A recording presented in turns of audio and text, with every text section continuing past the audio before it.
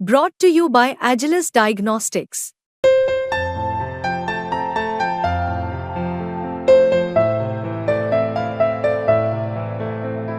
Agilus Diagnostics. नमस्कार दोस्तों, आप क्राइम तक देख रहे हैं। सीधा बात कोलकाता पर। क्या कोलकाता रेप केस गैंगरेप है? मैं इस तरह की गोपाल जी खबरें पढ़ रहा हूं और ये खबरें डाउट क्रिएट कर रही है कि क्या एक से ज्यादा आरोपी थे। हम आपको यहां डाउट क्रिएट करने नहीं आए हैं, बिल्कुल हम भी पोस्टमार्टम के सेंस में कहानी को बताने आए हैं। क्यों सर? इसमें जो एक डॉक्टर है, मैं पहले बयान पढ़ देता हूं जो उन्होंने बयान दिया है। एक कोई अखिल भारतीय सरकारी डॉक्टर संघ के अतिरिक्त महासचिव हैं श्रवण गोस्वामी। वो कहते हैं जी, पोस्टमार्टम रिपोर्ट उन्होंने पढ़ी है। पोस्टमार्टम रिपोर्ट में महिला डॉक्टर के प्राइवेट पार्ट से 151 ग्राम लिक्विड मिला है। ध्यान से सुनिए, महिला डॉक्टर के प्राइवेट पार्ट से 151 ग्राम लिक्विड मिला है। वो दावा कर रहे हैं कि इतनी ज्यादा मात्रा किसी एक शख्स की नहीं हो सकती। इसलिए वो कह रहे हैं कि पूरा मामला गैंगरेप का, यानी एक से ज्यादा आरोपी है। तो ये तो सर पूरी थ्योरी पलट रहा है पूरा, अगर ये इनकी बात मानी जाए। और डॉक्टर की बात में कितनी सत्यता हम माने? देखिए, ऐसा है कि इस मामले में शुरू से ही डाउट क्रिएट करने की कोशिश की गई है। सबसे पहले तो ये दावा सामने आया कि वहां पर एक से ज्यादा आदमी थे। उसके बाद क्योंकि जिस तरह की उसके साथ ब्रूटैलिटी हुई बच्ची के साथ, उस बच्ची के साथ ये दावा किया गया कि एक कोई बंदा नहीं कर सकता। तो यानी कि उसके शरीर में लगे चोटों के निशान के आधार पर डॉक्टरों ने ये डाउट क्रिएट किया कि उसके साथ कई लोगों ने मिलकर असॉल्ट किया। लेकिन अब जो सामने आ रही है, जो आप बता रहे हो कि पोस्टमार्टम रिपोर्ट के हवाले से उसने कहा है कि जो सीमेंस मिला है प्राइवेट पार्ट से, वो जिस मात्रा में मिला है वो मात्रा किसी भी एक इंसान की नहीं हो सकती एक टाइम पे। तो ऐसे में ये नया एक डाउट क्रिएट हुआ है। क्या इसमें पोस्टमार्टम रिपोर्ट में और क्या सामने आया है, ये आप बता सकते हो? मैं बताता हूं सर। सबसे बड़ी बात तो ये है ना कि जो ये डॉक्टर संघ के अतिरिक्त महासचिव हैं श्रवण गोस्वामी, वो कह रहे हैं मैंने पोस्टमार्टम रिपोर्ट पढ़ी है। ठीक है। और वो कह रहे हैं जो मैंने पढ़ी है, यानी पोस्टमार्टम करने वाले नहीं है डॉक्टर, वो पढ़ने वाले हैं। ठीक है, मैं मान सकता हूं आपने पढ़ी होगी। आप कह रहे हैं कि प्राइवेट पार्ट से 151 ग्राम लिक्विड मिला है। आपकी बात पर हम विश्वास कर रहे हैं, ठीक है। सवाल ये उठता है, तो पुलिस ने जो इन्वेस्टिगेशन करी, अभी तक जितनी जांच करी, क्या वो गलत है? और ऐसा पुलिस क्यों करेगी? दूसरा इसमें यह है कि अब सीबीआई क्या इस एंगल को भी लेकर आगे बढ़ेगी? क्योंकि अब तो पूरी जांच सीबीआई के हाथ में चली गई, अब तो पुलिस के हाथ से निकल चुकी है। तो क्या सीबीआई अब इस एंगल से जांच करेगी कि वहां पे एक से ज्यादा आदमी थे या उस लड़की के साथ कुछ और दूसरी हैपनिंग हुई है? तो ये सारी बातें अब सीबीआई के पास चली गई है। लिहाजा अब जो डॉक्टर जो भी क्लेम कर रहे हैं, वो कहीं ना कहीं क्वेश्चन तो खड़े कर रहा है।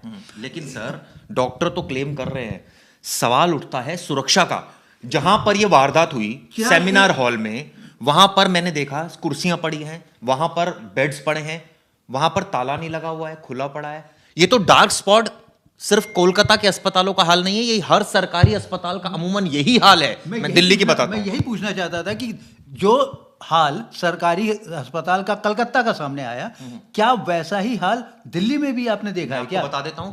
आप सरकारी अस्पताल, हमारे व्यूअर्स गए होंगे, क्या हालात होते हैं वहां पर। पहले तो आपको ट्रीटमेंट नहीं होता, आप जाकर देखिए, आपको ट्रीटमेंट नहीं मिलेगा। क्यों? क्योंकि वहां पर ओवर क्राउडेड है। अगर आप इमरजेंसी केस में गए हैं, तो अगर आपकी कोई डॉक्टर की निगाह पड़ गई और उसका दिल पसीज गया कि नहीं ये बेचारा, इसकी डेथ ना हो जाए पेशेंट की, तो वो ट्रीट करना शुरू कर देते हैं। कई बार ऐसा भी होता है कि डॉक्टर देखते हैं, लेकिन चूंकि ओवर क्राउडेड इतना होता है गोपाल सर, कि वहां पर नंबर लगे हुए हैं, वो कैसे देखेंगे?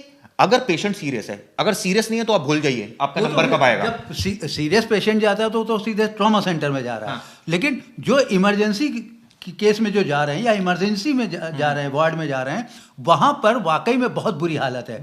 वहां पे पेशेंट पड़ा रहता है, कराहता रहता है, कोई देखने वाला नहीं होता है।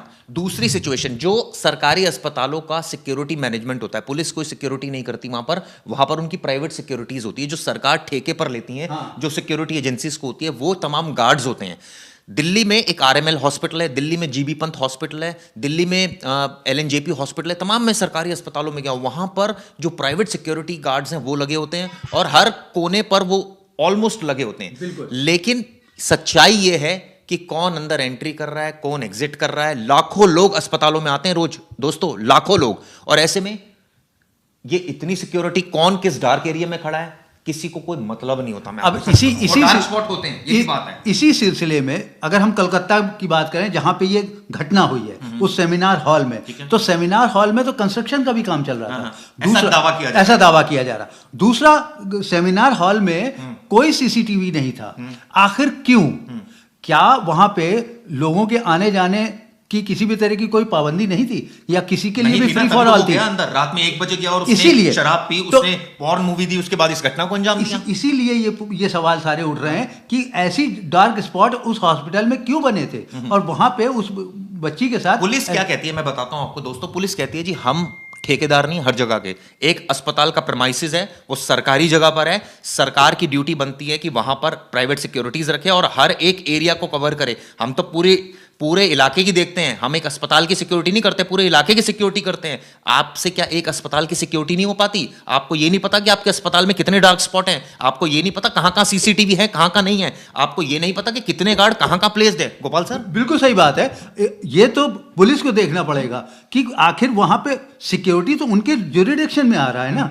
वो किसी भी तरह से, भले वो प्राइवेट प्रेमाइसेस क्यों ना हो, हालांकि ये तो सरकारी है, लेकिन वो प्राइवेट प्रेमाइसेस क्यों ना हो, फिर भी कहीं ना कहीं अगर उस एरिया में कोई घटना होती है तो निश्चित रूप से पुलिस के आंसरेबल होगी।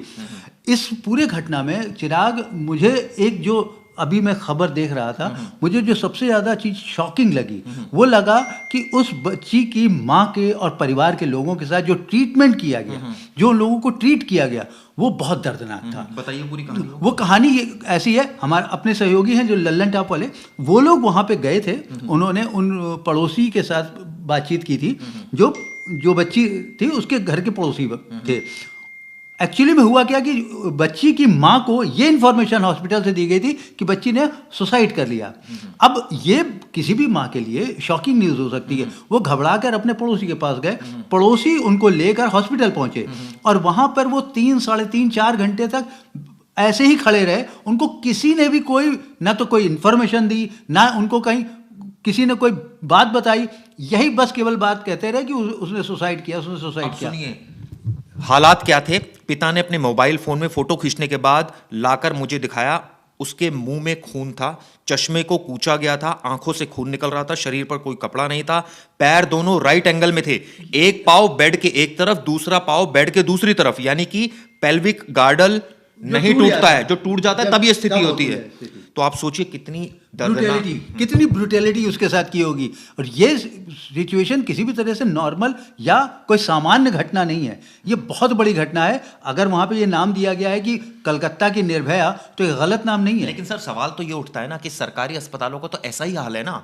कोलकाता क्या, दिल्ली, कहीं भी चले जाओ आप, यही हाल है। प्रेमाइसिस एक लिमिटेड है, सिक्योरिटी गार्ड्स की ड्यूटी जरूर होती है, गेट्स पर रहते हैं। आप रात में चले जाइए, दिन में चले जाइए, इतनी ओवर क्राउडेड होता है, वहां पर कोई पूछने वाला नहीं है किसी को। तो पेशेंट कह रहा के बाहर मर जाता है, हॉस्पिटल के बाहर मरता है, अंदर मरता है, कोई पूछने वाला नहीं है। लेकिन ये तो वहां पे पढ़ने वाली लड़की थी, वे वहां की डॉक्टर थी। अगर उस डॉक्टर के साथ वहां पे इस तरह की कोई घटना हो जाती है तो आप सोचिए आम लोगों का क्या हाल होगा।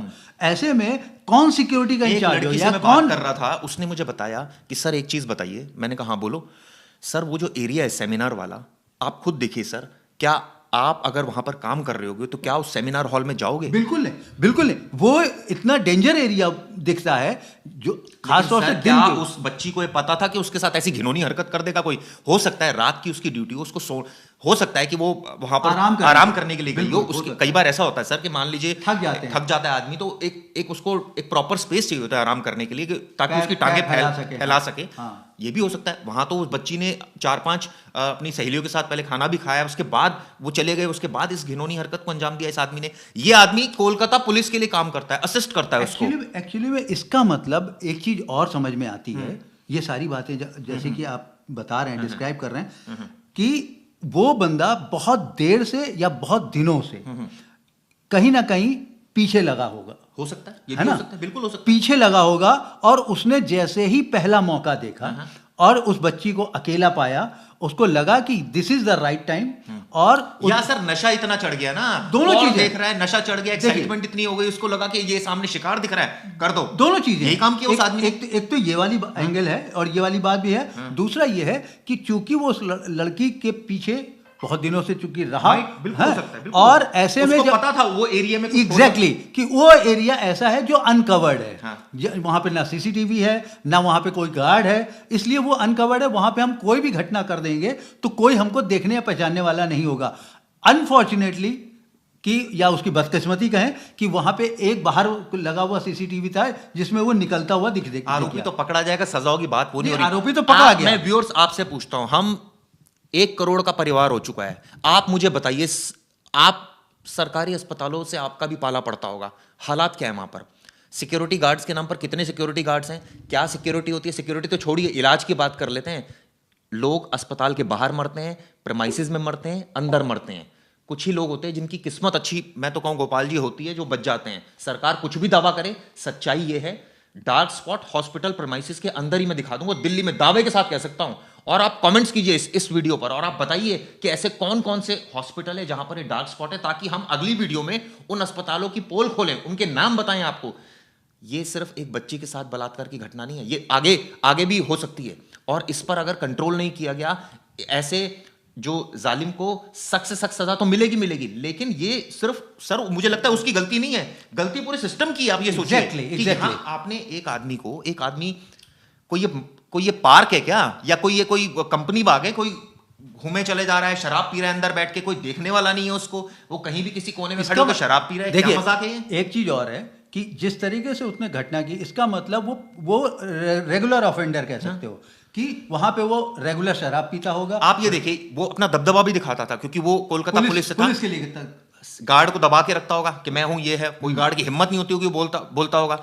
और वो भी क्या काम करता था, वो कुछ ये भी काम करता था कि लोगों के लिए, वो जो मैं पढ़ रहा था कि लोगों की एक तरह से असिस्ट करता था, एक तरह से दलाल की भूमिका निभा रहा था। किसी को एडमिट कराना हो, चलो जी मैं उसका कॉन्टैक्ट यूज करा, वहां उसको एडमिट करा दिया। कई बार वो पैसे भी लेता था इसकी आड़ में कि लोगों से पैसे ले लिए जो पेशेंट्स हैं, या कई बार फ्री भी करा देता होगा। लेकिन और ये तीमारदार के साथ शराब पी रहा था, सोचिए। फिर उसको घर भेज दिया, उसको ओला कैब करा दिया, और उसके बाद ये पॉर्न देखने लगा और वो ढूंढने लगा शिकार। आप सोचिए, मतलब कितना खतरनाक है।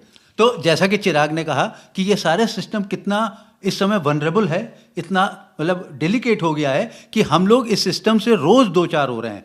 आप लोगों की सरकारी अस्पतालों को लेकर या अस्पतालों की इस व्यवस्था को लेकर क्या सोचना है, क्या राय है, आप हमको जरूर कमेंट में बताइए। हम उस पर भी अपनी तफ्तीश और अपनी इंक्वायरी करने की कोशिश करेंगे। आपसे चाहता हूं कि आप एक एक अस्पताल की पोल खोलें। आप बताइए कि मैं दिल्ली में रहता हूं या मैं किसी और राज्य में रहता हूं, यहां रहता हूं, ये सरकारी अस्पताल है, यहां की आप सिचुएशन देख लीजिए।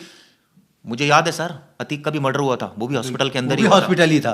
तो कहने का मतलब है कि के नाम पर क्या मजाक कर रहे हैं आप लोग। सिक्योरिटी के नाम पर आम लोग, वो बच्ची, उसके सपने, उसके परिवार के सपने तो सब टूट ही गए।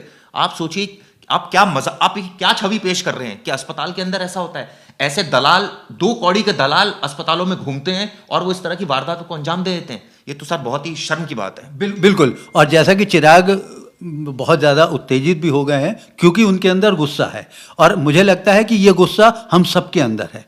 आप लोगों की क्या राय बनती है इस प्रोग्राम के बारे में, इस मेरे टॉपिक के बारे में? आप लोग ज़रूर अपनी राय कमेंट्स में दीजिए। आपको ये वीडियो कैसा लगा ज़रूर बताइएगा।